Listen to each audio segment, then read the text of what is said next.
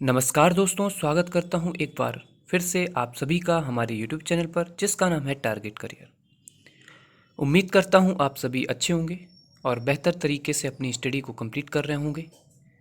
जो भी भाई बहन हमारे YouTube चैनल पर पहली बार विजिट कर रहे हो, चैनल को प्लीज़ सब्सक्राइब करना ना भूलें। बेल आइकन को प्रेस कर दें ताकि आने वाली वीडियोस आप तक जल्द से जल्द पहुंच सके। आशा करता हूं ये वीडियो आपको बहुत ही अच्छा, बेहतर और नॉलेजेबल लगेगा।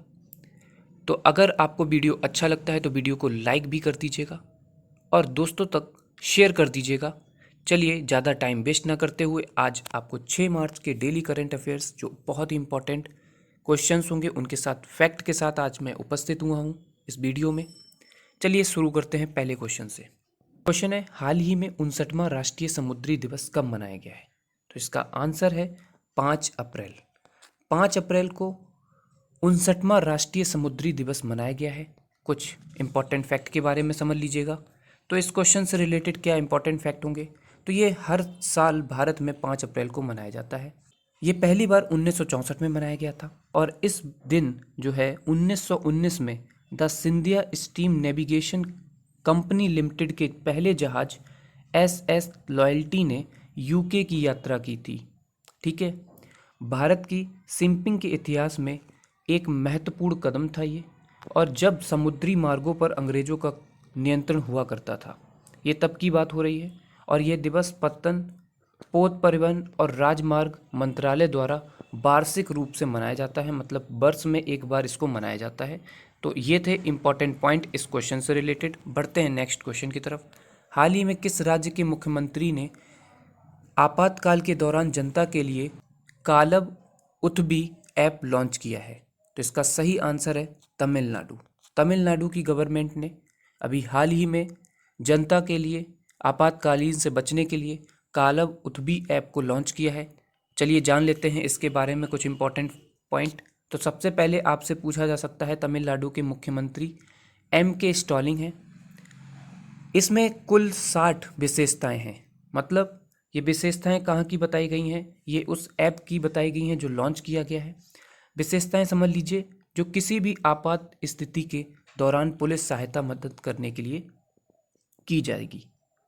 ऐप का प्रयोग पुलिस कंट्रोल रूम में आपातकालीन अलर्ट भेजने के लिए किया जाता है ताकि किसी भी संकट के समय तत्काल सहायता प्रदान की जा सके। तो आप ये समझ गए होंगे ये ऐप क्यों बनाया गया है, क्योंकि तमिलनाडु में आने वाले टाइम पर बहुत बुरी स्थिति हो रही है, धीरे धीरे बहुत कर्जे में डूब गया है। इस वजह से आपातकालीन लगने के पूरी संभावना लग रही है। चलिए बढ़ते हैं नेक्स्ट क्वेश्चन की तरफ कि हाल ही में किस राज्य को 13 नए जिलों के साथ एक नया नक्शा मिला है? तो इसका सही आंसर है आंध्र प्रदेश।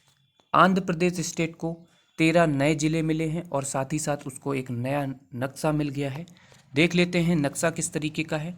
तो ये आंध्र प्रदेश का नया नक्शा यहाँ पर आप देख सकते हैं। ये पुराना वाला है और ये नए वाला है।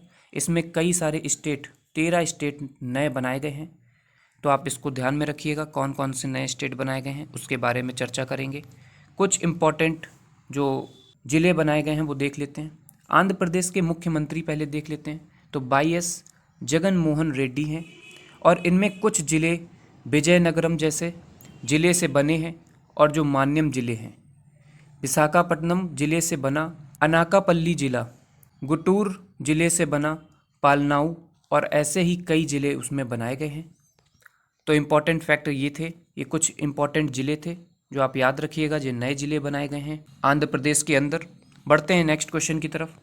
हाल ही में 17,000 प्रकाश वर्ष दूर किस ग्रह के समान जुड़वा ग्रह की खोज की गई है? तो इसका सही आंसर है बृहस्पति। बृहस्पति ग्रह के समान एक जुड़वा ग्रह की खोज की गई है जो कि हमारे पृथ्वी से 17,000 प्रकाश वर्ष दूर है। ये बहुत दूरी पर है। एक प्रकाश वर्ष बहुत ज़्यादा होता है, तो 17,000 प्रकाश वर्ष तो बहुत ही ज़्यादा होगा।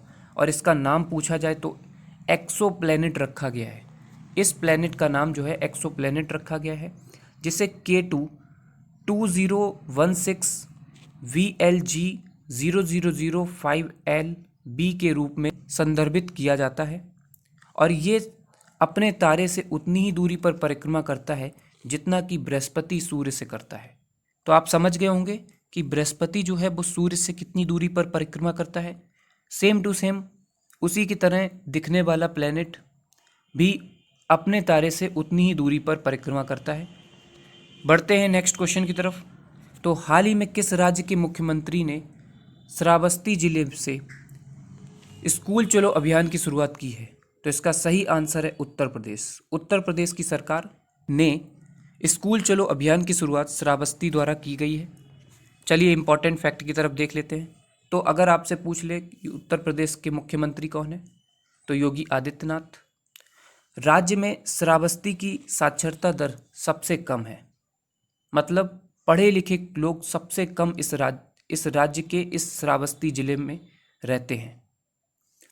कार्यकर्ता घर घर जाकर के दस्तक देंगे और पूछेंगे कि क्या कोई बच्चा है जो स्कूल जाने से वंचित हो। वंचित का मतलब हो गया असमर्थ हो, जा नहीं पा रहा हो, तो उस बच्चे का स्कूल में रजिस्ट्रेशन करवाया जाएगा और उसको फ्री पढ़ाई कराई जाएगी। तो ये इसका उद्देश्य आप समझ लीजिएगा। इसका उद्देश्य है घर घर जाकर के बच्चों को रजिस्ट्रेशन के माध्यम से बच्चों को स्कूल बुलाना और उनको शिक्षा देना। मुख्य उद्देश्य साक्षरता जो है वो उसको बढ़ावा देना। बढ़ते हैं नेक्स्ट क्वेश्चन की तरफ। हाल ही में इंडिगो के सह प्रवर्तक राजेश गंगवाल ने किसके साथ समझौता किया है? तो इसका सही आंसर है आईआईटी कानपुर के साथ।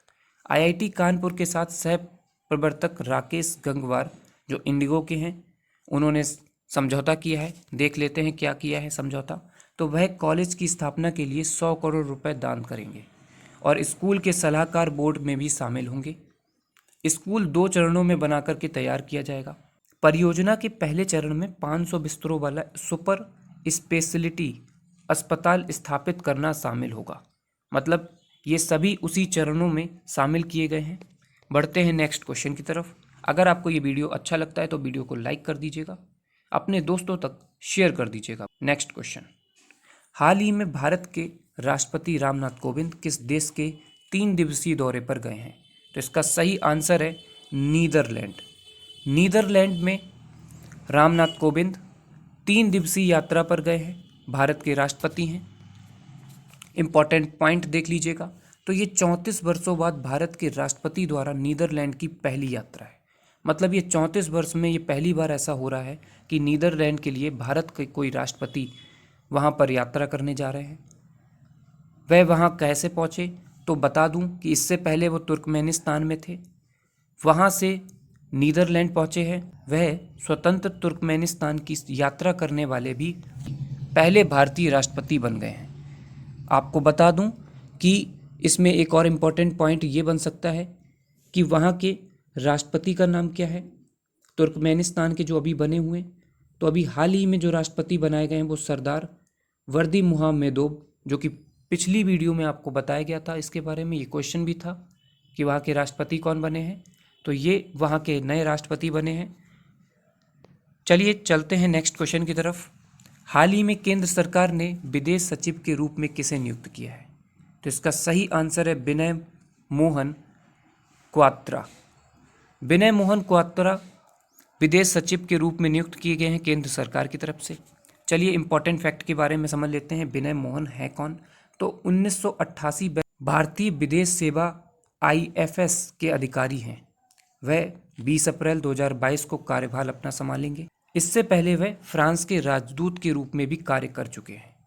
तो ये इम्पॉर्टेंट पॉइंट हैं, इनको आप नोट डाउन कर लीजिएगा। विनय मोहन 1988 में भारतीय विदेश सेवा के अधिकारी रह चुके हैं और फ्रांस के राजदूत के रूप में भी कार्य कर चुके हैं और 20 अप्रैल को ये अपना कार्यभार संभालेंगे।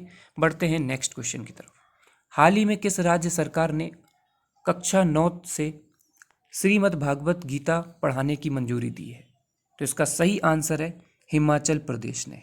हिमाचल प्रदेश ने अभी हाल ही में कक्षा 9 तक के सभी छात्र छात्राओं को श्रीमद् भागवत गीता पढ़ाने की मंजूरी दे दी गई है।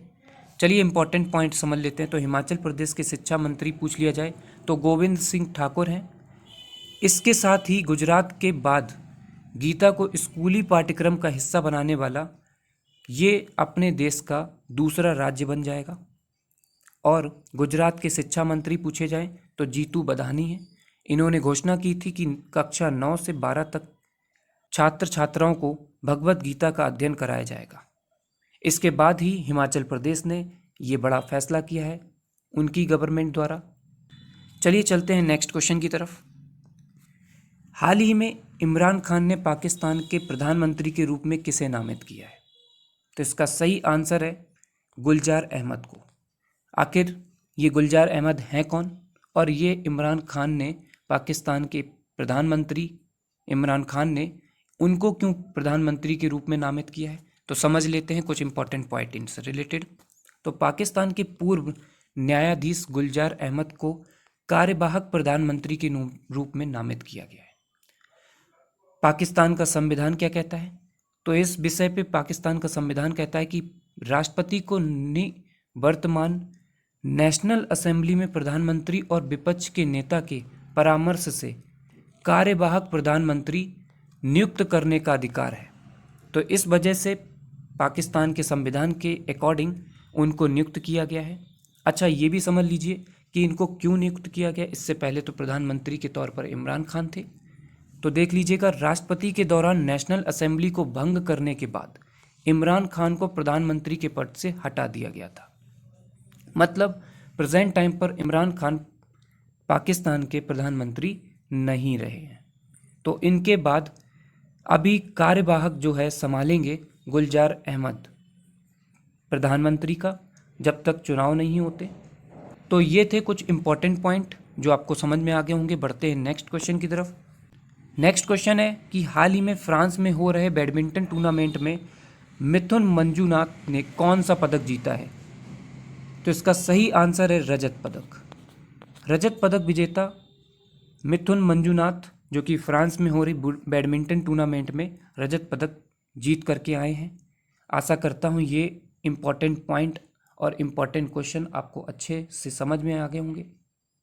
आशा करता हूँ ये वीडियो आपको बहुत बेहतर लगा होगा। अगर आपको वीडियो समझ में आता है, वीडियो अच्छा लगा है, तो वीडियो को लाइक कर दीजिएगा। मिलते हैं ऐसी ही अगली वीडियो में, तब तक के लिए बाय।